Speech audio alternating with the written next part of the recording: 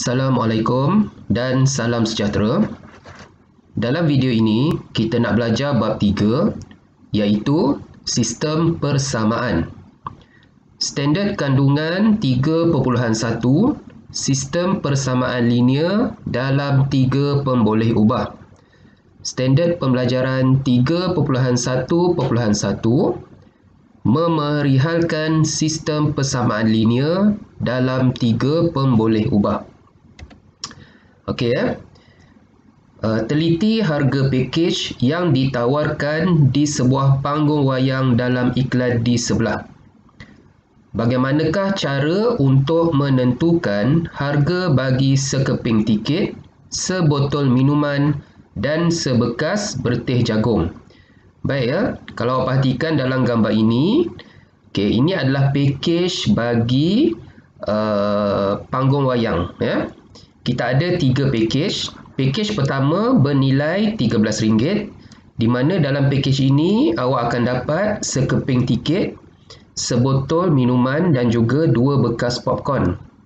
Untuk pakej kedua bernilai RM17, awak akan dapat 2 keping tiket, 2 botol air dan juga sebekas popcorn.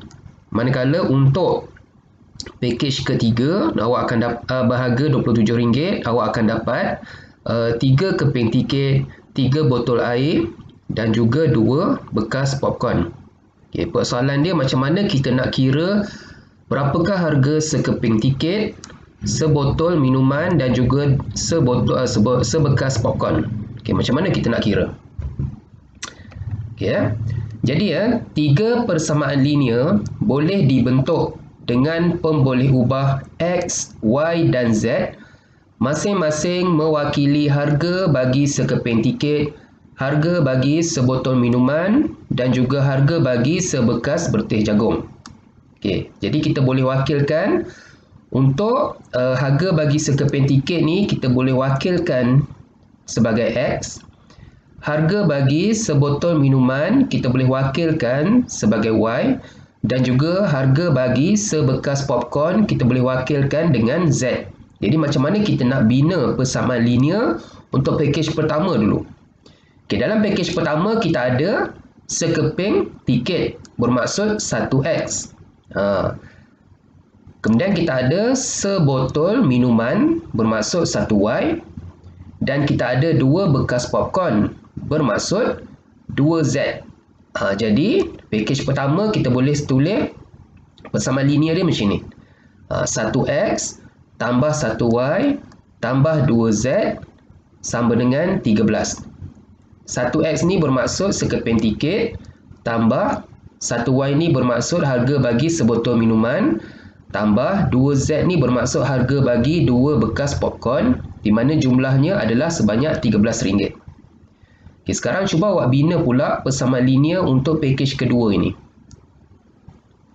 Okay, ada berapa keping tiket? Ada 2. Jadi bermaksud berapa X? Bermaksud 2X kan? Ada berapa botol minuman? Ada 2. Bermaksud berapa Y?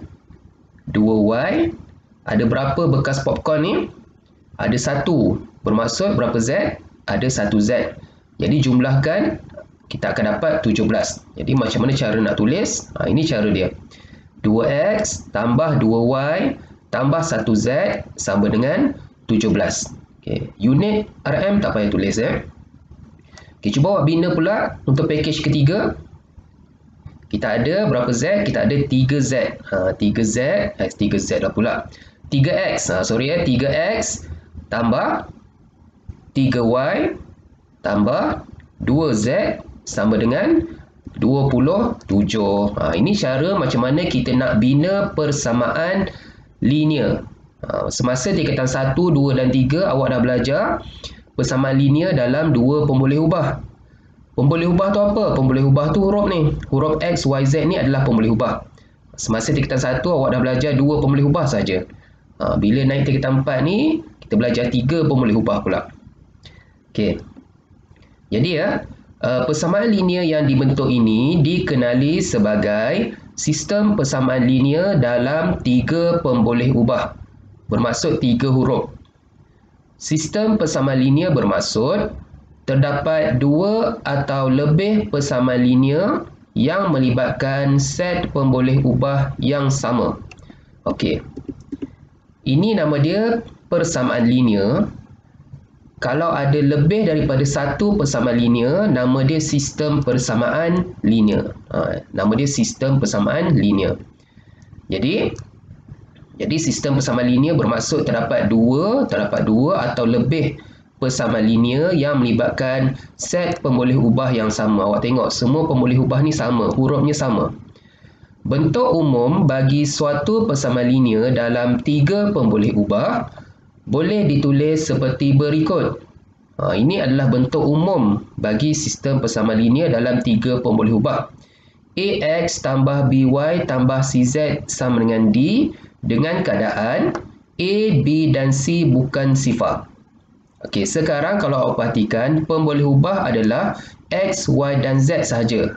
Tadi saya cakap pemboleh ubah adalah huruf kan? Yang A, B, C dan D ini bukan huruf. Ini bagi mewakili nombor.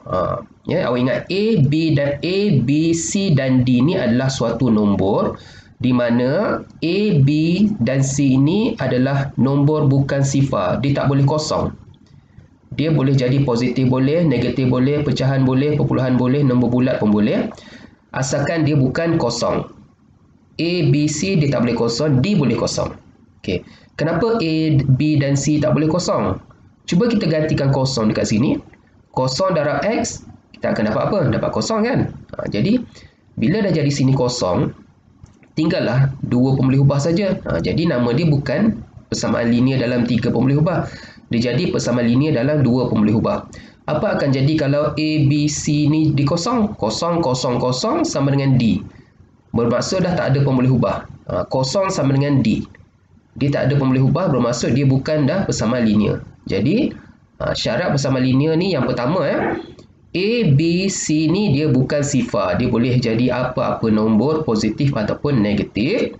Dan syarat yang kedua adalah kuasa tertinggi bagi setiap pemboleh ubah, kuasa tertinggi bagi X, Y dan Z ni dia mesti satu. Dia tak boleh dua, tak boleh tiga, tak boleh negatif satu, tak boleh. Dia mesti satu.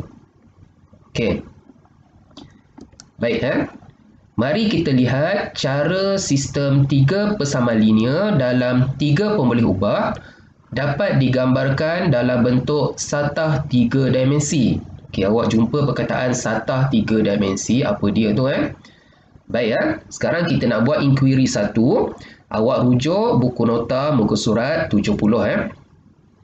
Inquiry satu tujuan adalah memerihalkan sistem persamaan linear dalam tiga pemboleh ubah.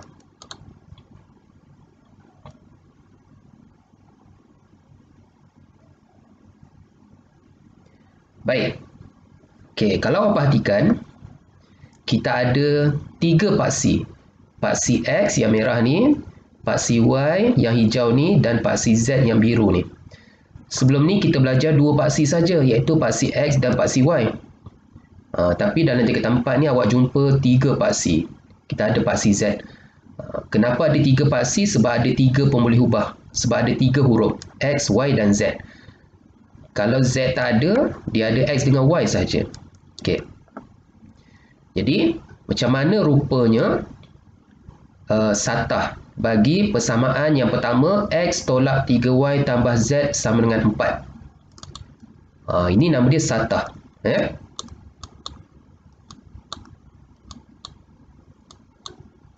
Baik, awak tengok yang ke warna biru sekeping ni, ini nama dia satah. Satah bagi persamaan linear X tolak 3Y tambah Z sama dengan 4. Okey. Bagaimana pula rupa bagi satah yang ini? X tolak 3Y tambah 3Z sama dengan 4. Apa bezanya? Bezanya dekat Z ni.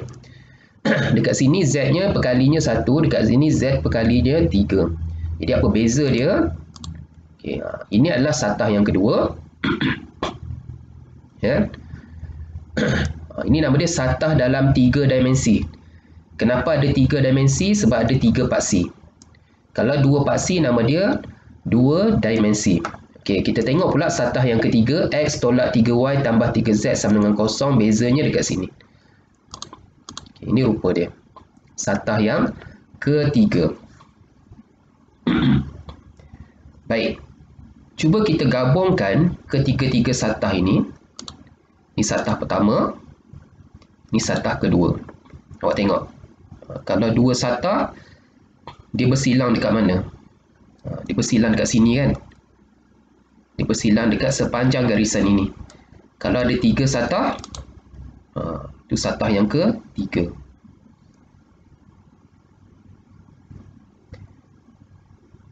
Ada tiga persamaan linear, bermaksud ada tiga satah. Kalau dua persamaan linear, bermaksud ada dua satah. Okey. Jadi hasil daripada inkuiri tadi didapati bahawa sistem tiga persamaan linear dalam tiga pemboleh ubah mempunyai tiga paksi, iaitu paksi X, paksi Y dan juga paksi Z. Ketiga-tiga persamaan linear tersebut membentuk satah pada setiap paksi. Okey, kalau kita ada tiga persamaan linear dan ada tiga pemboleh ubah, dia akan membentuk tiga satah. Tiga satah. Okey. Pada tiga dimensi. Okey. Paksi X, paksi Y, paksi Z, kita ada tiga dan kita ada tiga satah. Kenapa ada tiga satah? Sebab ada tiga persamaan linear yang mempunyai tiga pemboleh ubah. Baik, kita teruskan. Okey, sekarang kita nak tengok pula inkuiri kedua. Awak boleh rujuk buku teks muka surat 71. Tujuan adalah membandingkan sistem persamaan linear dalam dua pemboleh ubah dan tiga pemboleh ubah. Ya, tadi kita tengok persamaan linear dalam tiga pemboleh ubah. Sekarang kita nak tengok pula persamaan linear dalam dua pemboleh ubah.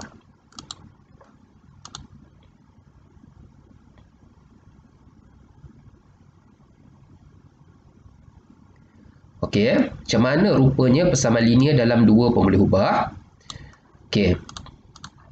Sekarang kita nak tengok macam mana rupa bagi persamaan 2x tambah y sama dengan 10. Nampak dia ada dua pemboleh ubah, x, y, x dan y saja. Tadi ada tiga pemboleh ubah, dia ada z. Sekarang ada dua pemboleh ubah. Macam mana rupa dia? Dia sebenarnya adalah satu garisan. Ya, satu garisan lurus. Kalau persamaan linear ni, dia hanya ada dua pemboleh ubah sahaja, bermaksud dia akan membentuk satu garis lurus pada paksi X dan paksi Y. Pada dua dimensi.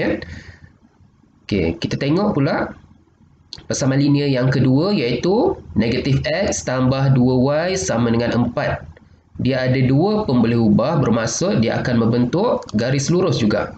Dia akan membentuk garis lurus juga. Kalau dua pemboleh ubah, dia akan membentuk garis lurus.